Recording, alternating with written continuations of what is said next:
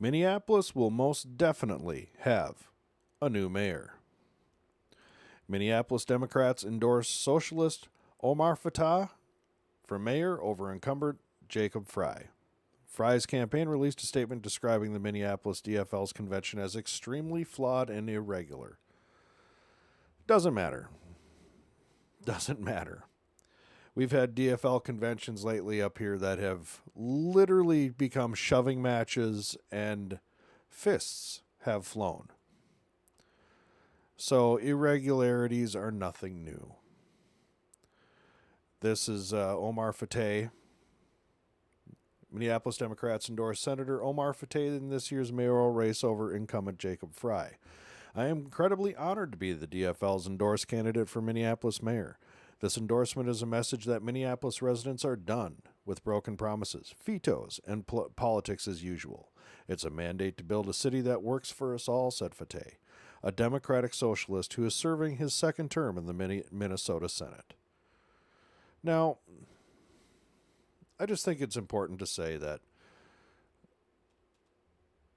the only reason he gets the endorsement from the Democrat Farmer Labor's Party here in Minnesota, the DFL, is because he is farther left than Jacob Frey.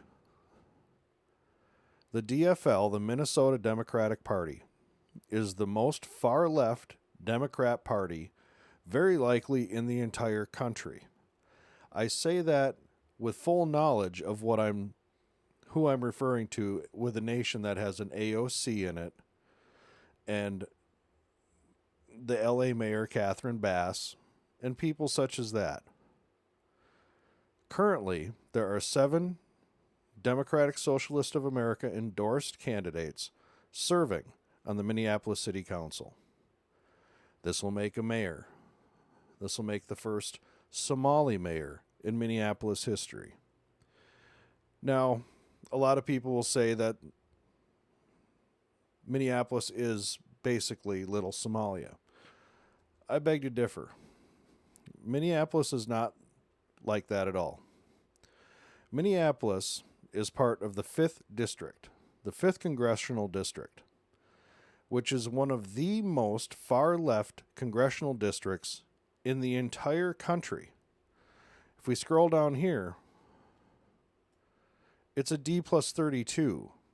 Also, please take a look at the ethnic breakdown as of the 2020 census. D plus 32. Ethnically, it is still 60% white, 17% black, 10% Hispanic, 6% Asian, and others mixed in. Currently represented by Ilhan Omar, who is the first Somali American to serve in the House of Representatives. The state's governor, Tim Walz, as everybody knows, is a complete fool and certainly made himself look like one on the national stage. But what's more frightening is that although he may run for a 3rd term, it's very possible that our Attorney General will be our next governor, and that's Keith Ellison. Keith Ellison, who has ties to CARE and other very questionable groups. So you could have the trifecta. You could have a Keith Ellison state governor, an Ilhan Omar 5th district representative, and an Omar Fateh Minneapolis mayor. All Muslim, 2 Somali, 3 of the most far left candidates and governing people in this country. It would be a disaster. It would be a complete disaster. And it's very likely to happen. Whether it's Ellison this term or not, because Walz is still debating whether he wants to run for a national office, which who knows what that'll be. Or he retires and goes on to be a talking head on all of the news programs, which is also a distinct possibility. and Ellison either runs for Senate or runs for governor. Omar either runs for Senate or runs for governor. This state is so screwed, and it's because of the 5th Congressional District. Make no mistake, the 5th Congressional District, with its population of 702,000, as this district goes, so goes the state of Minnesota. The results of the presidential election itself prove that as the 5th district goes, the state goes. Here's the vote totals between the two. A difference of approximately 150,000 votes. If you scroll down here, Hennepin County, that's a difference of 305,000 votes. So, twice the difference in Hennepin County. Twice the difference is enough to put her over the edge, put her over the top.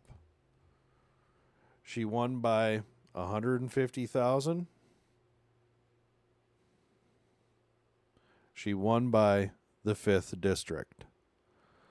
This is why, by the way, I just want to bring this map up again. This is why, by the way, I have been an advocate for East Dakota. Do you see a geographic split anywhere on this map? Let's just kind of make this a little, do you see a geographic split anywhere on here? Gee, golly, I don't know. Could be.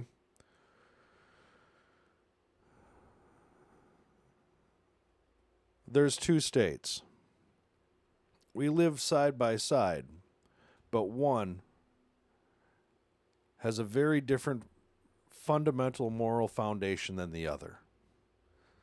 The DFL in Minnesota, the same party that has now endorsed Omar Fateh, is the same party that advocated for and got in the 2022 legislative session a bill that allows the same thing California does for the reassignment of children's gender to the same scale, deletion of small babies to the same scale, taxation like you wouldn't believe. And the relevancy of him getting the DFL endorsement is that the DFL will now give him money, advertisements, and their ground game. And in Minnesota, in the Twin Cities, and in Cook County, and some other places in the state, when your baby's born, the first diaper has on it DFL. Basically. That's how deep the indoctrination is. That's how you can have a district such as the 5th with a D plus 32.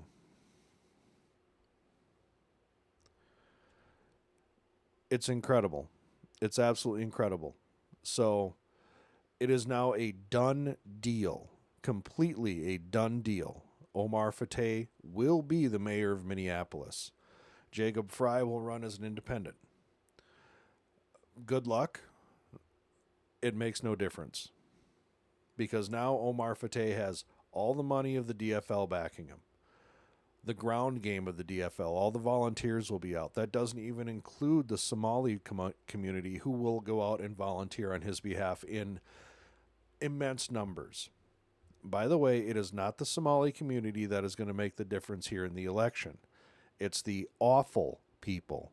Awful meaning affluent, white, liberal females. It will be the awful people.